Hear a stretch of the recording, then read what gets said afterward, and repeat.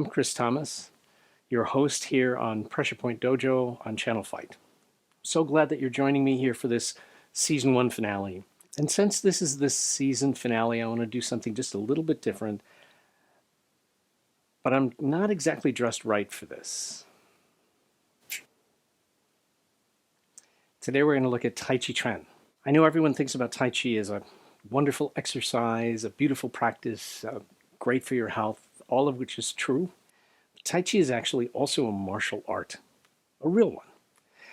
Now, in Tai Chi, there's a rule that says you are to be able to move 1,000 pounds with just 4 ounces of pressure.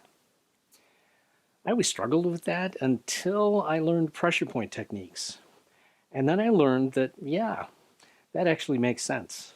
Interpreting Tai Chi from a pressure point perspective actually reveals the martial art underneath the beautiful, slow movements that are in appearance so peaceful and meditative and restful. And so we're going to look at that today. Look at a few of the common movements of Tai Chi and how they can actually be used. Let's start with a movement which is called wave hands like clouds or just cloud hands. In Tai Chi Chuan, we're told round the back. A lot of times you'll hear different instructors will say something about keeping the armpits open, and they'll actually teach the techniques like this all the time, which is mostly not correct for fighting, but there are certain techniques for which that is exactly the case, and one of them is to wave hands like clouds. Waving hands like clouds, the hand position is actually like this. The back is rounded and the arms are rounded. And this is important to get the technique to work. We're going to use one single point. The point we're using is called triple warmer 12. It's located in the middle of the arm, right dead center in the bone, which is called the humerus. It's a spot where there's like a pocket in the triceps muscle. You can actually feel it. It's very easy to find. This point, when you hit it, causes the shoulder to release, and we use it in particular if we're trying to get to lock the elbow, because once the shoulder's out of position in its unideal position, then it's very easy to lock up the elbow. So something is coming at me on this side, could be a punch or it could be a push, and I need to get out of the way of it, so I'm going to go past it like this. And so you need to know that that's what we do first. Now, normally or frequently, I might pass this way. See how both my hands went on the outside? And if you look at this, that looks like holding the ball. And then I can move in from there. But in this particular case, when I pass it, I'm passing here into the crook of my elbow. So instead of trying to get both my arms outside, I only move to here. This is a much easier transition to get. So here's my position. And now I'm going to move into the position of wave hands like clouds. So I have one hand up and one hand down.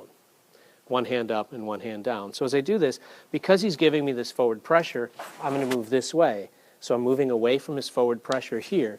But now I need to borrow this energy, and there it is. That's actually the end of the motion. So in wave like clouds, you step this way. There it is. See? This is the movement that I'm doing.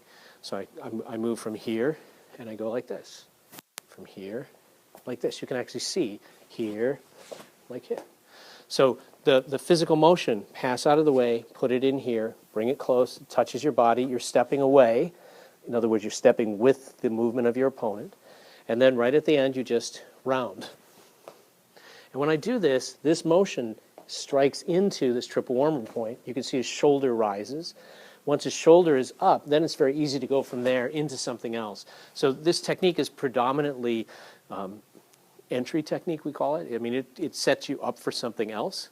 But this initial action, 1, 2, and then maybe you go from here into single whip. This motion of single whip becomes an incredible strike right to his head, which you've just set up, and then you go on to the next guy. So something comes in, which instead of trying to move it way over here and then get my other hand out or move myself way out of the way, physically I want to turn. This gets me out of the line. One hand, all I have to do is get it. Physically, this thing has to move about an inch. As long as my body turns, then it misses. So it's a very small movement of my body. This is my control. Because there's forward energy, I'm riding that energy back. See how he's a little off balance. And now what you're going to see is just this little motion right here.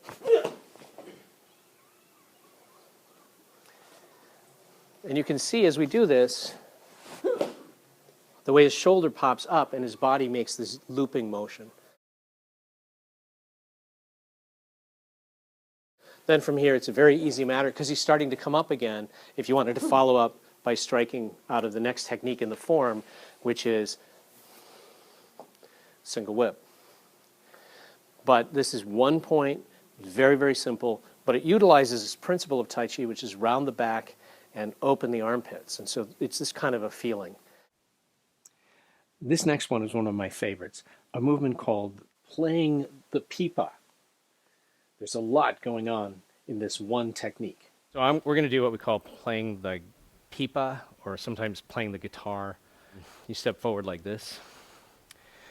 So here's typically what's taught. Guy's coming along. He's throwing a punch, which I do this to somehow, and hurt his elbow.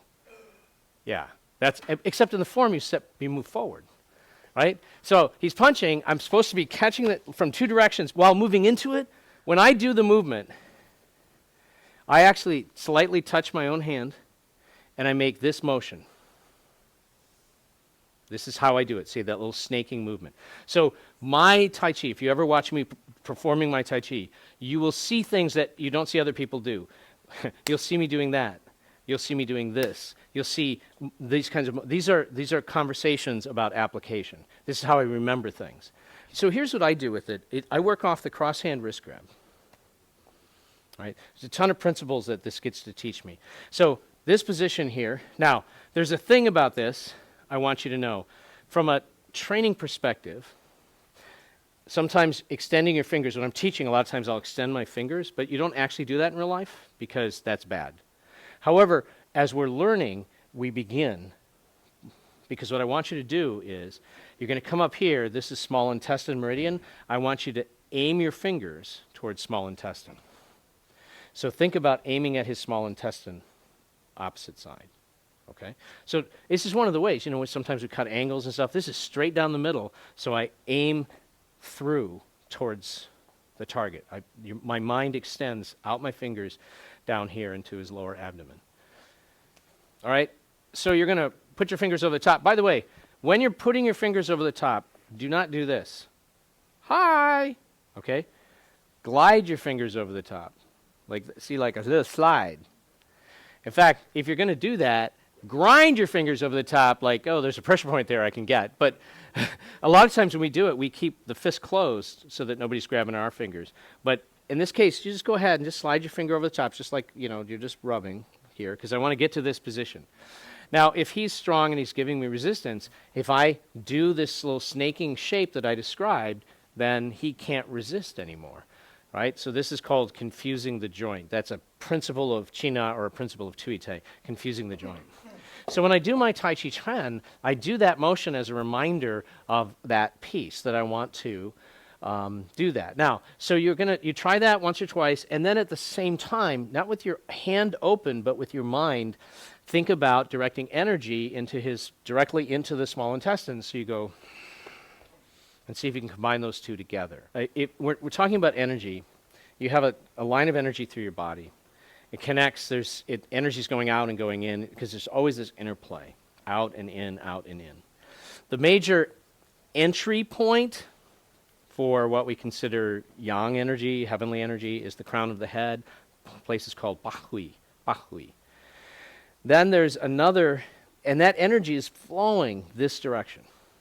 Then there is and you also have major entries in the hands. So you have basically three things. You have hands and crown of the head. And then there's also energy leaving from there. In the case of Bahui, it's surrounded by points that are called the Shishigong, I think is the term. It's the 8 points around it. That's where the energy is leaving. So energy is coming in and going out. With the feet, energy comes in, the ball of the foot goes out the heels. But in Huiyin, which is located in the crotch, so energy is coming out and connecting to the ground. If I could break his connection to the ground, then that's more effective. But I want to also strengthen me at the same time. So if I lift the ball of my foot up, when I lift the ball of my foot up, I'm no longer connected to the ground, so it's a little bit like a vacuum cleaner hose not touching anything. So if you ever had a powerful vacuum cleaner hose and it's going, right? It wants something to draw up. It's trying to draw up energy. So when I lift my toes, I'm getting that same effect. Okay? So, but it only lasts for a moment, and then the body finds ways to balance it out. It shifts the need elsewhere. It takes in more energy someplace else to balance out. That's otherwise when you were walking, it would just be crazy. So, if I'm locking onto him, and then I go in and enter that point, that place, that space, right? That's just me sticking my foot in there. And then the other thing to do is to add, because I want to inhale and exhale. I want to draw that energy up and then send it out. So I inhale. Notice did you see where he lands? The first time I took my foot away, the second time I didn't. His hui yin comes down on the tip of my foot, which means if I have steel-toed shoes on. Yeah. And that's actually considered one of the really serious points to attack. It's very hard to get to, but if you kick somebody there and manage to hook your foot up into hui yin, that's considered one of the most serious attacks you can do on somebody. All right, so this is all you're going to do, I'm doing it with this, so it's much easier for me to show you. If I'm here, right, it's still the same basic motion. I'm locking, he's fighting, I just go. That's it.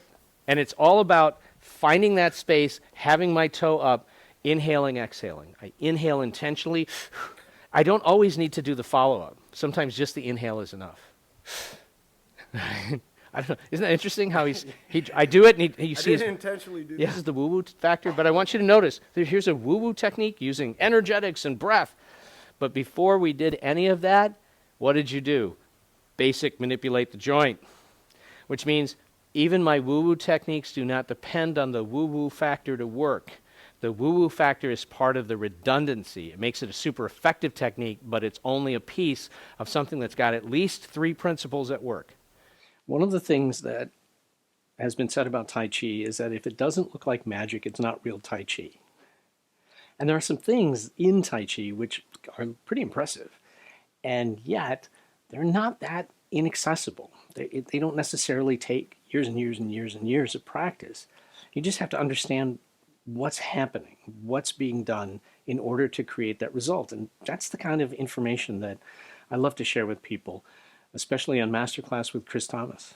Masterclass with Chris Thomas is an extensive library of in-depth video instruction covering Ishinryu Karate, Ryukyu Kempo, Tai Chi, Okinawan weapons, and so much more. It's a great value at $399 per year, but as a viewer of the Pressure Point Dojo, you can subscribe for only $119 per year. That's an amazing 60% discount. Just use the promo code DOJO when you subscribe. That's DOJO in all capital letters. And remember, when you subscribe to Masterclass, there's always that delay between when you finish your subscription and when I can activate your account. Trust me, it's worth the wait. And and don't forget, use the promo code DOJO to get that incredible discount. Okay, let's head back to the Masterclass. As you can see from the kinds of things that I'm doing when I do Tai Chi Chuan, my Tai Chi challenges a lot of what is commonly taught, what a lot of people describe as being Tai Chi application or Tai Chi use, and yet it's clearly effective. And now let's take a look at Fajin, or the expression of power. So we refer to this as collapsing the elbow. So fire it, boom, bang. So you have to enter. You have to enter. See? And there are different ways to enter. I stepped the first time, but I could also turn, see here. And now I'm actually just doing my basic stepping movement. Because there's that, Tai Chi loves these spiral twists. So, and it can, now, this is this one's easy. But what happens if he comes from underneath, right? He comes from underneath with checking my attack. So now it's still the same thing, but I have to sink because I have to come this way, right? Here, whoa. And this is typically as you'll start to get the other hand moving in there, so don't worry if your other hand engages. But the idea is I go, oh, okay. See? If he comes down, comes over the top. If he comes from the inside, you have to, like if I'm chopping and he stops my chop, I have to, you see how I drop my palm down, roll over the top this way, okay. Right? Drop here over the top. Let's say I was, and he checks this. Okay, that's a long way around the barn, right? But here's the good news. Because I'm turning my hand, you just, okay? So you see this motion with my, notice it's not with my arm. I'm not going, right? This is not about the arm. Watch, my arm doesn't move relative to my body. My arm does not move. So I hit here. I just turn and drop. I shifted into what we call yang metal stance. This gave me my body turn. And then from there, you just keep going with the motion. So it's intended to be bonk, and then you just roll over and strike again so that you get this sort of rolling hit, hit, hit feeling. So the idea is you're thinking in terms of multiple hittings. This is going to be an ulnar rotation. Right? I come in chopping, I get stopped, so I'm going to do an ulnar rotation to strike down. And it's body motion only. And then from there, you just enter with the rest of it.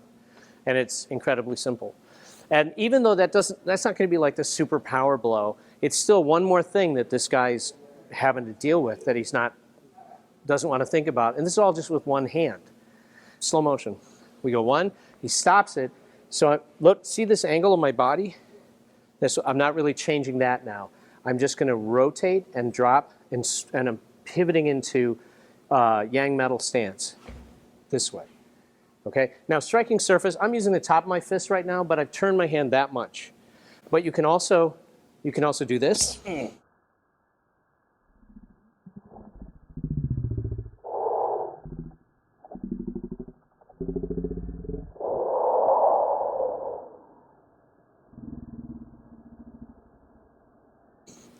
That's Ep13 of what's called Phoenix Eye Fist. Same thing, boom, just Phoenix Eye, boom. Okay? So it's actually incredibly simple, as long as you don't think about hitting hard. And that's why it's difficult for most people, because if I think about hitting hard, I tense up, and then I can't hit hard. If I don't think about hitting hard, if I just rotate and drop, then I can hit hard. So this concept called Fajin, the generation of power, doesn't come from being strong. It comes from moving as a unit. I actually believe that practical Tai Chi is real Tai Chi. Now, I don't think I know everything there is about Tai Chi. I've only been doing it for 40-some years. But it's been a really valuable practice, and it's helped me a lot. Also on the karate side of my practice. And the karate side has really helped me on the Tai Chi side. It turns out that martial arts work together. They help you see things that you otherwise would miss. And so I practice very specifically and intentionally different styles, not because I think one is better than the other, but because I think that the nuanced differences help me understand primary principles better. Anyway, I hope you've enjoyed this peek into Tai Chi as a practical martial art. And I'm so glad that you have joined me through this season of Pressure Point Dojo here on Channel Fight. And so until I see you again, I'm Chris Thomas. Thanks for watching. Now go train.